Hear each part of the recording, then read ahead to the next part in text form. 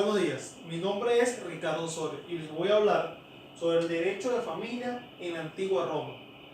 Para hablar del derecho de familia en la antigua Roma debemos primero conocer que el Estado romano dividía a sus ciudadanos en condiciones referentes a su condición particular como personas, pues, en donde a través del status civili colocaba a los ciudadanos de una forma dentro de los reglamentos romanos y de otra forma a lo que eran los peregrinos. Primeramente les voy a hablar de qué eran los ciudadanos romanos como condición. Esta condición se podía adquirir de dos maneras. La primera era a través del nacimiento, que era cuando sus padres eran ciudadanos romanos y les transmitían esta ciudadanía a sus hijos. Esto se llamaba ius sanguineus, que era unión mediante la sangre. O cuando nada más la madre era ciudadana romana y ella le transmitía esta ciudadanía a su hijo. La otra manera era cuando eran causas posteriores al nacimiento. Cuando hablamos de causas posteriores, podemos referirnos cuando el esclavo era liberado y su dueño le daba esa condición, o cuando el peregrino adquiría la condición de ciudadano a través de la disposición de un delegado del pueblo o de un emperador quien le daba esa condición como ciudadano. También tenemos lo que son las pérdidas de la ciudadanía. Esta ciudadanía se podía perder de tres formas muy cortantes en la antigua Roma, como lo eran cuando se perdía la libertad como ciudadano. Automáticamente él perdía su condición y pasaba a ser un esclavo. Cuando se hacía admitir como miembro de una ciudad extranjera a Roma, o por efecto de condenas, ya fuese por exilio bajo la República o deportación en la época del Imperio Romano. Esta condición como ciudadano romano tenía sus ventajas de dos formas, tanto el derecho público como el derecho privado. Cuando hablamos del derecho público, hablamos de un derecho general, un derecho de todos los ciudadanos, como lo era el derecho del voto, como lo fue el derecho a ser electo como magistrado y el derecho a servir en las legiones romanas, que no eran más que los ejércitos en ese momento de la antigua Roma. Pero también tenemos lo que fueron los derechos privados como ventajas para los ciudadanos, que eran el derecho a contraer justas nupcias. Esto se refiere a cuando un hombre y una mujer querían hacer una combinación o un matrimonio, era nada más entre ciudadanos romanos, entre una mujer y un hombre, ambos con esa nacionalidad o esa ciudadanía.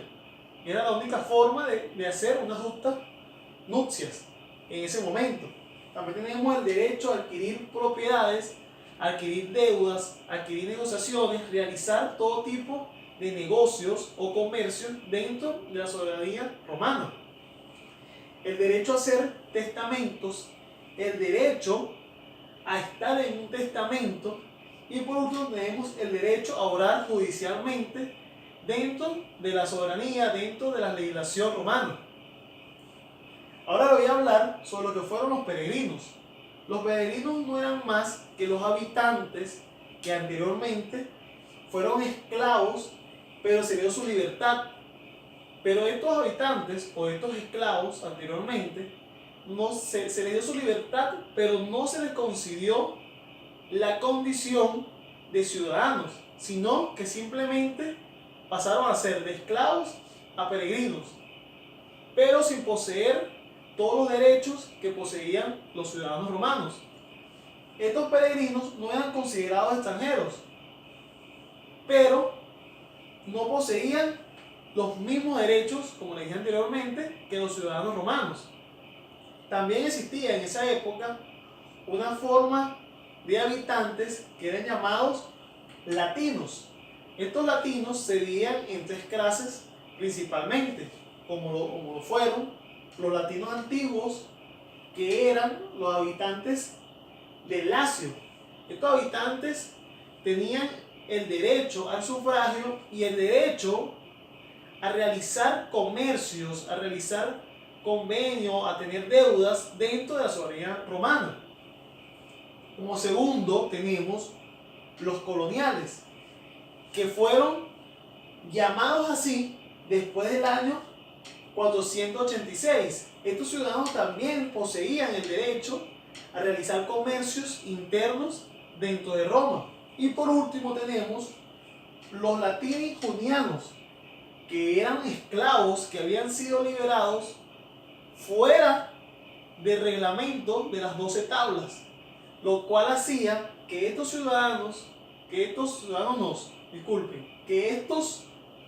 habitantes llamados latinos junianos no tenían ningún derecho como lo tenían los ciudadanos romanos.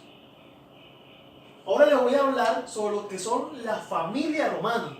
La familia romana está en el ámbito social y jurídico de la antigua Roma. Esta familia tiene una principal vertiente que es el status family, que es la forma de colocar o la forma de definir a cada uno de los puestos o cada uno de los miembros de la familia, como lo era principalmente el pater familias, que era el líder, que era el varón con más antigüedad, que era el varón de mayor edad dentro de la familia, que era quien dirigía esa familia. Y este pater familias se dividía en dos formas. Se dividía primeramente en sui juris, que eran personas libres de toda autoridad, que era quien ejercían la autoridad, y los ermioni juris, que eran sometidas a una potestad, que era quien estaba debajo de esa potestad, era quien estaba debajo del pater familias, de ese líder de esa familia. Las personas que estaban por debajo de una potestad se podían dividir en 4 principales formas, como lo era el primero, la dominica potestas, que era la potestad de ejercer el dueño sobre su esclavo. O sea, el poder que tenía el dueño sobre su esclavo en ese momento. Tenemos la patria potestas, que era la potestad de pater familias, como se lo comenté anteriormente, que era el poder que tenía el hombre, el varón más antiguo de esa familia sobre todos sus miembros, vale la redundancia, de su familia. También tenemos la manus, que era la potestad que tenía ese varón, ese hombre, sobre su esposa, sobre su mujer. Y por último tenemos al mancipium, que era el poder que tenía un hombre libre sobre otro hombre libre. También tenemos la patria potestad, como les dije anteriormente, que es el poder que ejerce en familia el varón más antiguo sobre esa familia. Cuando nosotros nos vamos a la legislación venezolana, podemos observar que las leyes que van de la mano a la parte de la protección, de la parte de la patria potestad, actualmente vinieron o tienen su descendencia o tienen su desarrollo, sus principios, sus fundamentos en el derecho romano. Actualmente, el derecho del padre sobre los hijos es un sistema de protección supraestatal, ya que realmente quien vigila y quien tiene el mando sobre los derechos y deberes de los padres sobre los hijos es el Estado mediante las leyes, como tenemos la LOMNA, que establece el manejo del trato de los padres sobre los niños y niñas y adolescentes que tenemos en la actualidad. El matrimonio. Primeramente les voy a hablar sobre el matrimonio en la antigua Roma y luego les voy a hacer una comparación con el matrimonio en la actualidad en Venezuela. El matrimonio en la antigua Roma, según Ulpiano, es la unión de un hombre y una mujer que implica una comunidad existente. Este matrimonio tuvo una evolución que podemos definir en 3 fases principales. La primera fase era cuando el hombre era jefe de familia, su esposa era considerada como hija. Pero cuando este hombre no era no era el jefe de familia, no era el pater family, su esposa era considerada como nieta.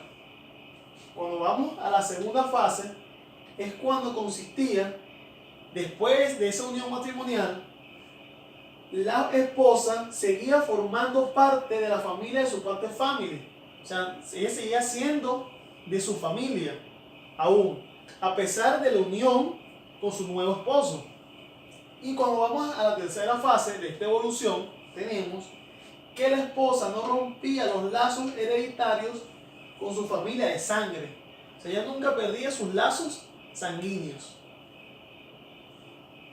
Estos matrimonios poseían una cantidad de requisitos para poder tener esa unión entre un hombre y una mujer en ese momento, en la antigua Roma.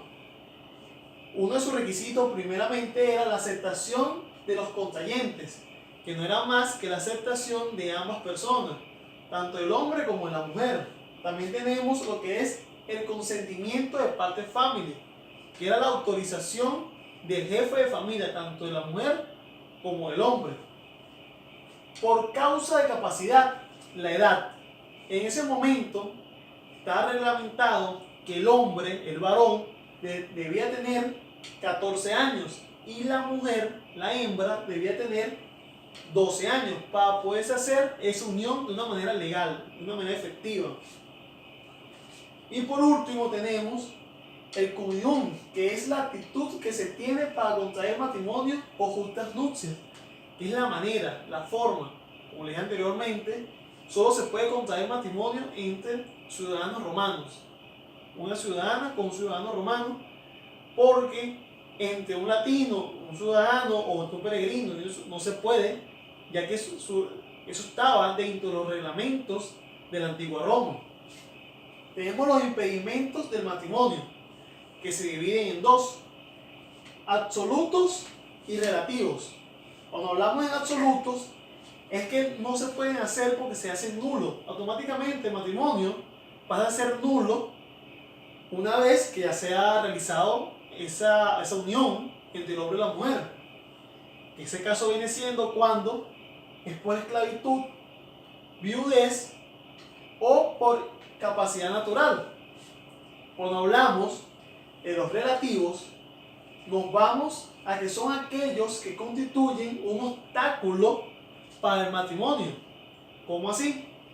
En ese momento estaba prohibido tener un matrimonio de manera lineal con su misma descendencia.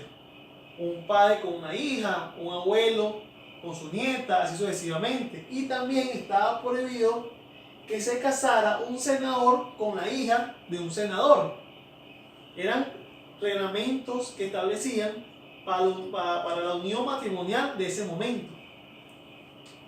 Ahora les voy a hablar del matrimonio en la legislación venezolana, como les dije anteriormente. En la legislación venezolana, el Código Civil venezolano no define naturalmente el concepto de matrimonio, pero sí dice que el matrimonio se debe de realizar entre un solo hombre y una sola mujer, en su artículo número 44. De igual manera, se deben tener unos requisitos para celebrar el matrimonio en el Estado venezolano.